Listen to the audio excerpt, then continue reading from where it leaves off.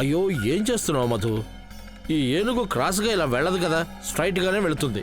ఓహో. ప్రతాప్, ఈ మధ్య సంతోషి కూడా ఇలాగే ఎత్తులు వేస్తోంది. తను పాత సంతోషిలా బిహేవ్ చేస్తుంది.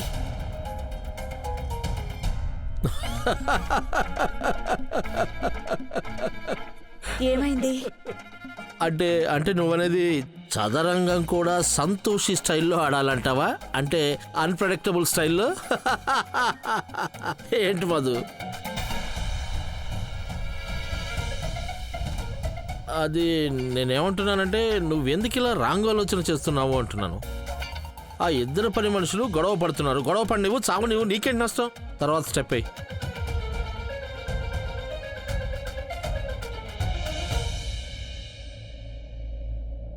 ఇది పోయింది. Checkmate. ఓరి నాయనో.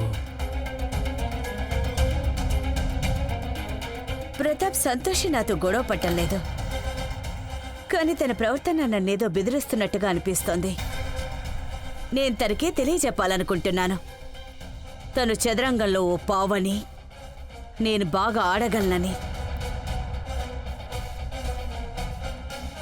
ఎలాంటి ఎత్తు వేస్తానంటే తను జీవితాంతం నా చుట్టూ తిరుగుతుందంతే.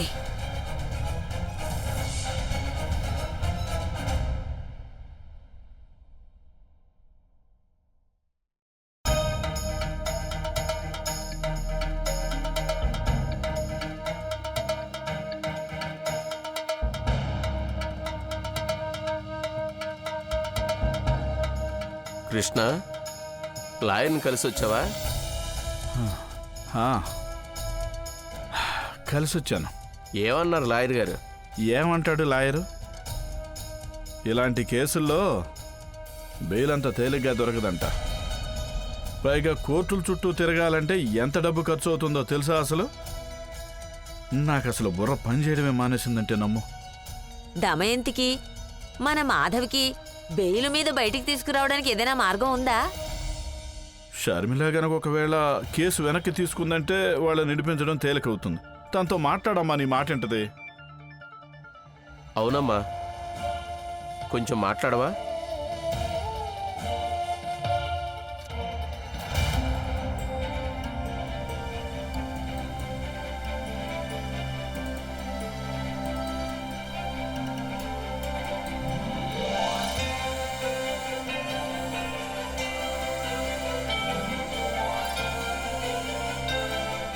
ప్రణామాలు మాత.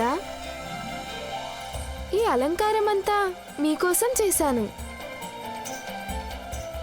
ఇంత అందంగా అలంకరించినందుకు మీకు శతకోటి ధన్యవాదములు గోమాత.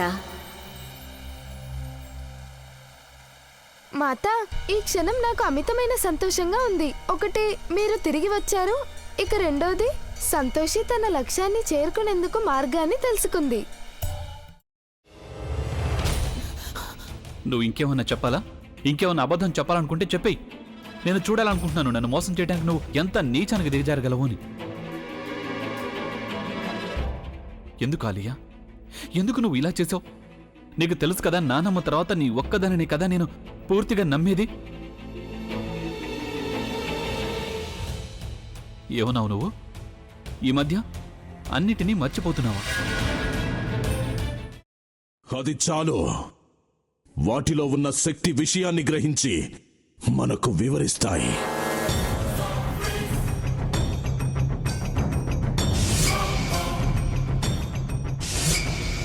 ఎవరు ఆ దండ విప్పొద్దు, గది తలుపులు తెరవద్దు.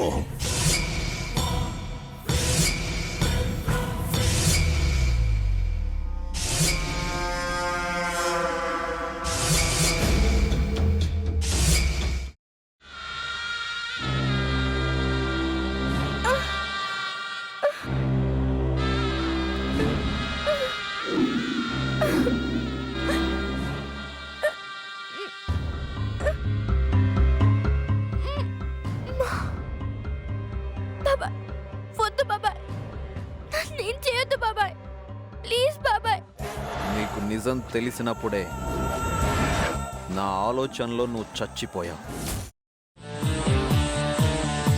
అబ్బా ప్లీజ్ కొంచెం తినండి ప్లీజ్. భీమారావు గారు మీరా? ఇగో మీరా కాదు సక్కుబాయ్. అవును, మీ పనామే లేచిపోయిందని చెప్పి కంప్లైంట్ ఇచ్చినావు కదా. రేయ్, ఆయన కంప్లైంట్ ఇచ్చింది లేచిపోయిందని కాదు, కనిపించడం లేదు అని. అట్లానా? సరే మేడం. ఇడియట్. ఆ వంట మనిషి పేరేంటన్నారు? రత్తాలు మేడం. ఏం పెద్ద మంచి, నీ వంట మంచిని కూడా మేడం అని పిలుస్తావా? రేయ్ హాఫ్ బ్రెయిన్,